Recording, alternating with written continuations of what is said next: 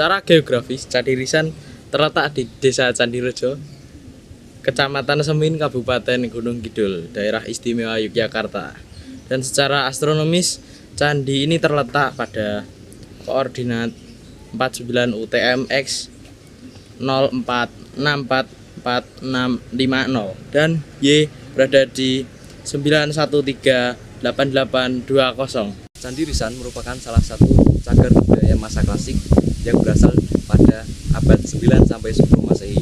Candi ini terdiri atas dua bangunan yang berderet dari utara ke selatan dan menghadap ke barat. Hal ini dapat diindikasikan dari ditemukannya trap naik tangga menuju ke candi. Candi utara berukuran sekitar 13 meter kali 13 meter dan memiliki motif pada sudut-sudutnya. Sedangkan candi selatan polos dan memiliki denah persegi dan memiliki ukuran 11,5 kali 11,5 meter. Candi Risan terbuat dari batu putih yang mudah rusak. Selain itu juga Candi Risan mudah rusak karena terkena papar sinar matahari dan hujan secara terus-menerus. Secara keseluruhan bentuk dari Candi Risan tersebut sudah rusak karena bagian bawah pada Candi Risan yang sudah rusak, sehingga bentuk asli pada Candi Risan sudah tidak terlihat lagi. Selain itu, karena panas dan hujan, batu-batu pada Candi Risan semakin rusak, ditambah lagi dengan kondisi tanah pada Candi Risan yang mudah longsor, sehingga batu-batu pada Candi Risan mudah berserakan dan menjadikan Candi Risan ini semakin rusak. Dengan tidak adanya talus belahan tanah di bagian bawah mengakibatkan tanah mudah longsor, sehingga batu-batu yang ada mudah terbawa air. Dengan ini maka Balai Pelestarian Cagar Budaya Jakarta pada Oktober 2011 melakukan kegiatan pembuatan talud di bagian sisi barat laut candi. Luas candi secara keseluruhan adalah 2.235 meter persegi. Candi Risan berlatar belakang agama Buddha. Hal ini dibuktikan dengan adanya arca Arwalokiteswara dan beberapa corak pada bangunan tersebut. Arca Arwalokiteswara merupakan emanasi Amitabha. Mudranya adalah Dhyani Mudra dan lambangnya adalah bunga teratai merah Padma. Oleh karenanya, arca Dhyani Mudra Amitabha selalu terlihat pada mahkotanya. Arca Awalokiteswara pernah dicuri orang pada tahun 1982.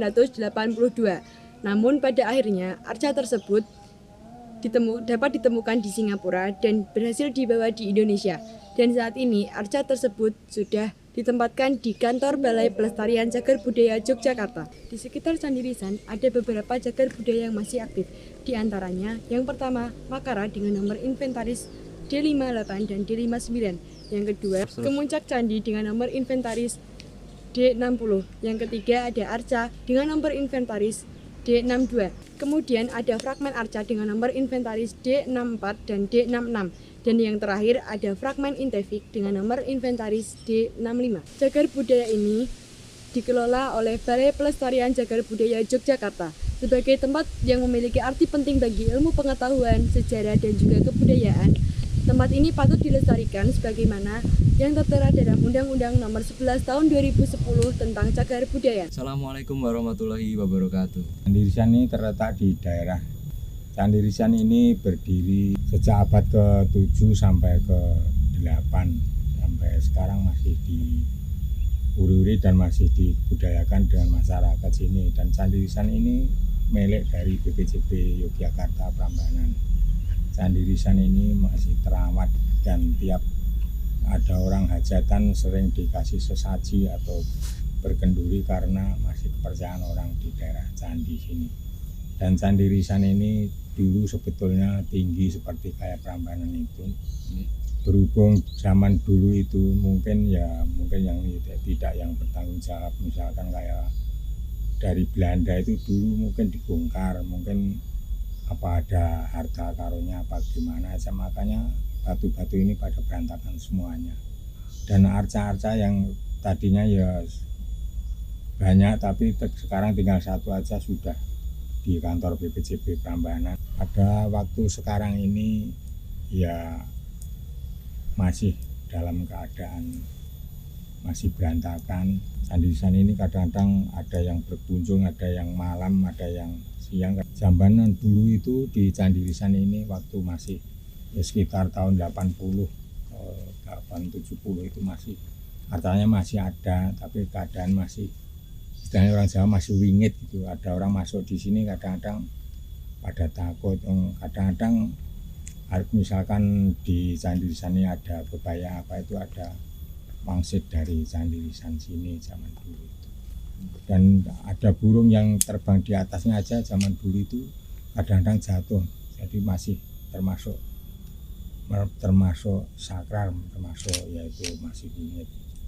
Kemudian apakah ada semacam penelitian Pak, kenapa kok burung yang lewat di sini itu bisa mati, itu seperti apa? Ya kurang tahu masalahnya, ya mungkin ya masih zaman dulu itu ya masih istilahnya masih wingit. Kalau zaman sekarang kan sudah nggak kayak dulu.